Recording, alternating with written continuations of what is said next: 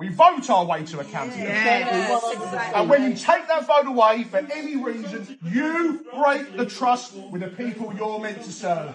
You. And no amount of 3-hour speeches from this failing Labour leader will change any trust. And residents are not interested in excuses anymore. They're not buying them. And frankly, you shouldn't. Because in the last 6 months, this administration has delivered scandal after scandal. A disgraced former Labour official appointed as head of communications. World War II slurs used in this chamber about a councillor's grandfather. A box of tissues placed on my desk as a personal insult. Obscene gesture made by that deputy mayor over there during my maiden speech. The councillor... Pipe down, Callaghan. Public threat was made against the primary school head teacher in Whitford, including your husband, Councillor Power. We've heard all about him. And confidential business rates were deleted to damage a political opponent. This is not governance. This is chaos. To be honest, let's be crystal clear. This is not about local government reorganisation. This is about change, and that change is needed now, not in 2027, not in 2028, now. The argument about costs, it no longer makes any more sense. The officers are already running elections. The polling stations are already open for Essex County Council. We need one more ballot paper. We spent more on the security team in this room today. One of them assaulted me this evening. Okay. It does cost for the paper to let people vote. Say this to every councillor tonight across all parties. If you are thinking of crossing the floor to reform UK before May the 7th and you voted against democracy, well, you've already done it, haven't you? Your application will be unsuccessful. The residents will not forgive what has happened today, and they will not forget it. And to conclude, Mr Mayor, despite what Supreme Leader may say about this being a pointless vote, ignore him. It's like the public already does. It's a defining moment, a powerful moment, and every single one of you across the chamber on the opposition benches will be remembered for what you've done today.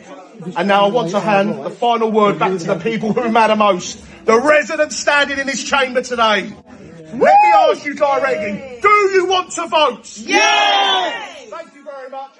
Right, let's talk about democracy in Britain, shall we? Because apparently it's now optional. Welcome back to Brit Article, where we cut through the political nonsense so you don't have to. Today's story is absolutely wild. We've got cancelled elections, furious voters, and a Labour council leader being compared to Kim Jong-un. Yes, really. If you want to stay updated on the chaos unfolding in British politics, smash that subscribe button and hit the notifications bell because things are about to get spicy.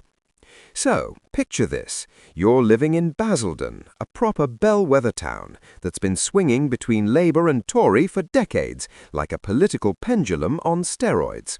You're gearing up to vote in your local elections, ready to have your say, and then, plot twist, someone just cancels them. No vote for you. Democracy postponed. Try again in 2027. It's like waiting all year for Christmas, only to be told, actually, we've rescheduled it for 2027. Hope you're not too disappointed. Except this isn't about presents under a tree. It's about your democratic right to choose who runs your community. And people in Basildon, they are absolutely fuming. Now, Basildon Borough Council, currently run by Labour's Gavin Callaghan, has decided to postpone its elections, supposedly because of some big local government reorganisation. Sounds reasonable on paper, right? Just a bit of administrative shuffling. But here's where it gets interesting. Essex County Council elections are still going ahead on May 7th, which means 9 Basildon wards will actually get to vote for county councillors. So voters aren't being denied the ballot box entirely. They're just being told they can't vote for their borough council. It's democracy, but make it selective. Choose your own adventure, except someone else chose for you. And Reform UK, oh, they're absolutely loving this. They smell blood in the water, and they're circling like sharks at a pool party. Sam Jornet, who leads Reform's tiny two-councillor team in Basildon, isn't mincing words. He's calling May 7th a day of reckoning for Labour and the Conservatives. That's some biblical-level confidence right there. He's promising to deliver all 9 Basildon seats on Essex County Council, which is either brilliantly optimistic or hilariously delusional. We'll find out in May. But here's the thing. Reform might actually pull this off. They've been quietly building momentum in Basildon like a political snowball rolling downhill, picking up speed and size. In the 2024 general election, they finished third in Basildon and Billericay, trailing the Tory MP by just over 1,500 votes. Not bad for a party that was essentially the political equivalent of a startup company a few years ago. Then came the by-elections. Reform won 2 borough council seats last year, with Jornet himself winning his St Martin's ward by almost 10%. That's not a fluke, that's a trend. Now let's talk numbers, because the polling data is absolutely bonkers. Reform UK is currently sitting at 36% in Basildon. Let me repeat that, 36%. They've opened up a double-digit lead over the Conservatives and are a whopping 15 points ahead of Labour. Labour, the party currently running the council. That's like being the manager of a restaurant and having all your customers leave 5-star reviews for the food truck parked outside. According to Reform's internal polling, the Conservatives could collapse from 50 seats to just 4. 4! That's not a defeat, that's an extinction-level event. And you know what's feeding this Reform surge? The cancelled elections themselves. It's political rocket fuel. Residents feel like they're being denied their voice, and when people feel ignored, they get angry. When they get angry, they vote for change. And right now, Reform UK is the change candidate by default, because they're not the ones cancelling elections. Which brings us to the drama, and oh boy, there's drama. Earlier this week, Basildon Council held an extraordinary meeting to discuss the election postponement. More than 50 residents packed into the public gallery, with more left standing outside in the rain because the room hit capacity. Think about that for a second. People standing in British rain to attend a council meeting. You know things are serious when Brits willingly get wet for local politics. But here's where it goes properly sideways. The meeting got postponed due to general disturbance. Council leader Gavin Callaghan claimed a council officer was left in floods of tears. Meanwhile, Reform's Sam Jornet alleged he was assaulted by security. It's like a political soap opera, except instead of glamorous settings and beautiful people, you've got fluorescent-lit council chambers and very angry constituents. Different vibe, same level of drama.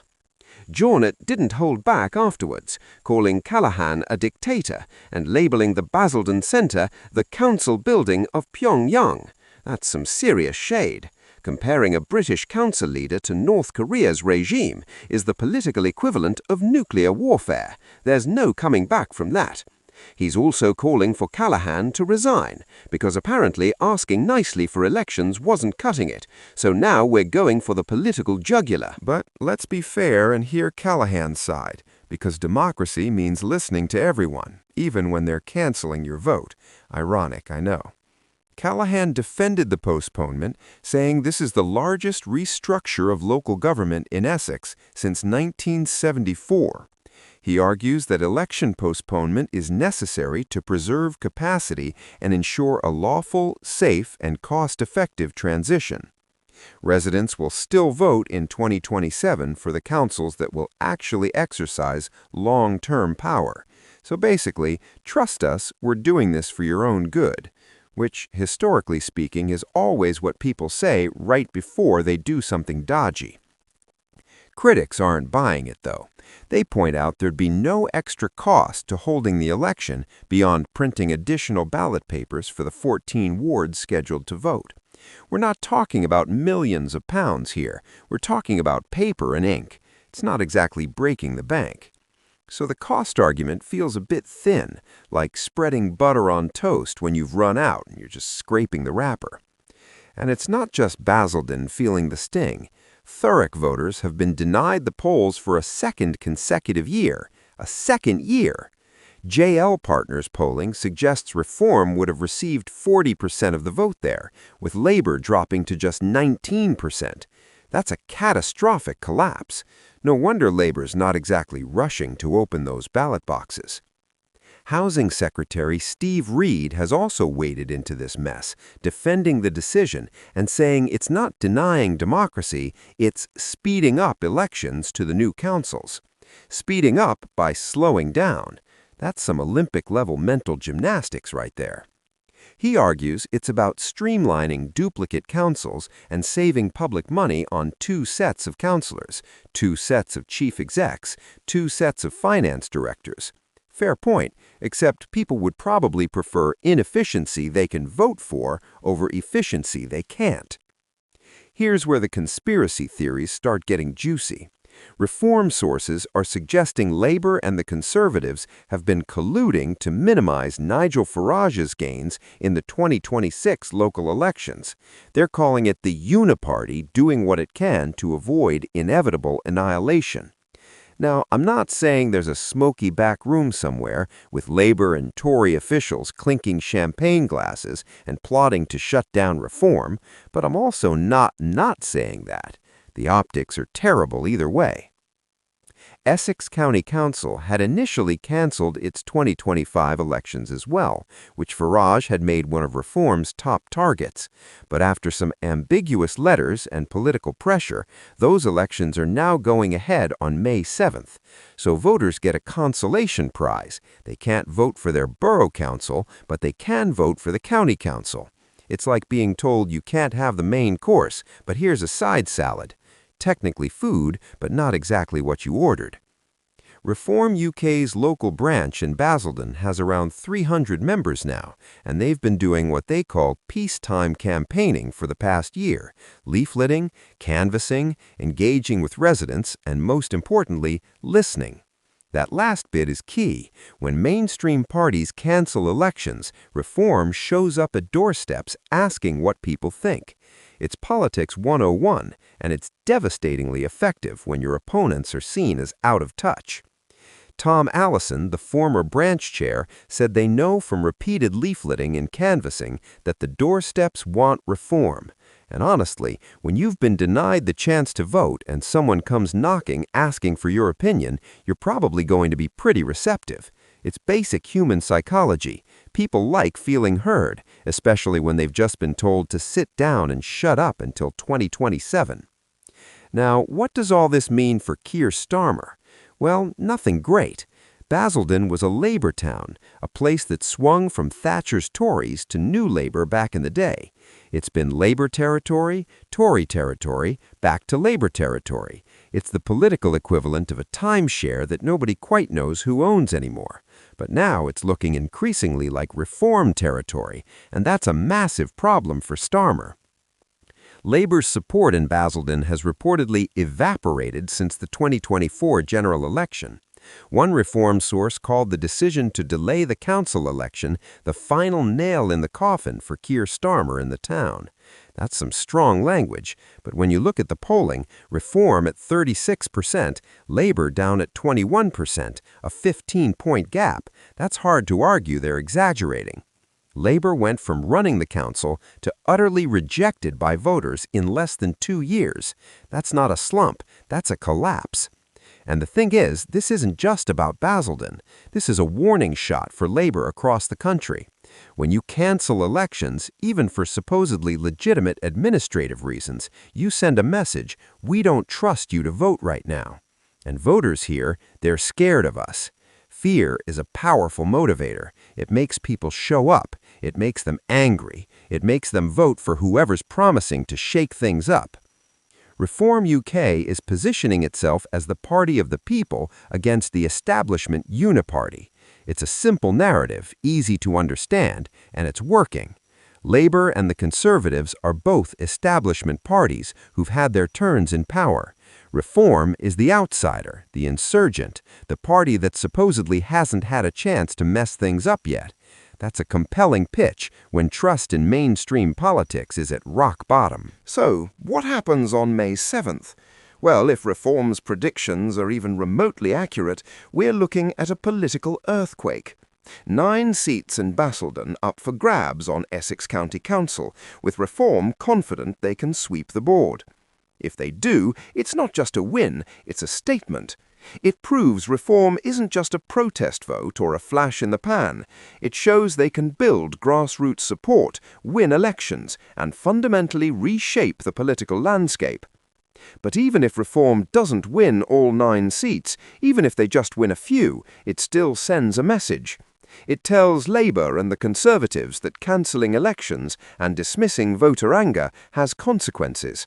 It tells Keir Starmer that towns like Basildon, places Labour used to count on, are no longer safe. And it tells Nigel Farage that his strategy is working. The broader picture here is about trust, or the complete lack of it. British voters are fed up.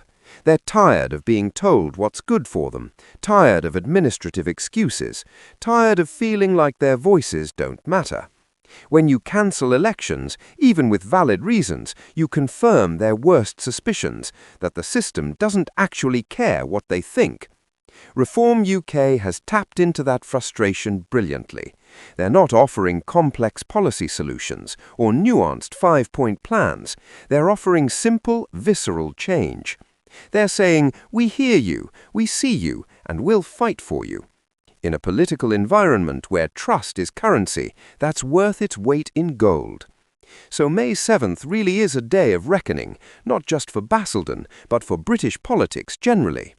It's a test of whether the establishment parties can hold the line against the insurgent wave, or whether Reform UK is about to storm the castle. And if Basildon falls, if Labour loses badly in a town they used to dominate, expect the panic to spread. Expect emergency strategy meetings, internal recriminations, and a whole lot of blame shifting. Because here's the uncomfortable truth. Voters in Basildon aren't asking for much. They're not demanding the moon on a stick. They just want the right to vote for their local councillors. They want to be heard. They want democracy, the actual, messy, inconvenient, sometimes frustrating, real thing. Not the streamlined, postponed, trust us it's better this way version. And when basic democracy becomes a radical demand, you know something's gone seriously wrong with your political system. Thanks so much for watching. We'll be keeping a very close eye on what happens in Basildon on May 7th. This could be huge.